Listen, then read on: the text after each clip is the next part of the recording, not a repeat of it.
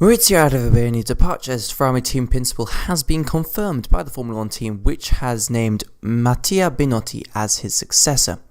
As reported by Motorsport.com, Ferrari has brought an end to a long-running saga over the leadership of its team following rumours of a disagreement between Arrivabene and his technical chief Binotto. Ferrari confirmed on Monday evening that Arrivabene would be replaced by Binotto as team principal with immediate effect. After 4 years of untiring commitment and dedication, Maurizio Arrivabene is leaving the team, read Ferrari's statement. The decision was taken together with the company's top management after lengthy discussions related to Maurizio's long-term personal interests as well as those of the team itself. Ferrari stalwart Binotto has been technical chief since 2016 when he stepped up to the role following the team split with James Allison. Binotto first joined Ferrari in 1995, originally as a test engine engineer, and then performed a similar role for the race team from 1997 to 2003.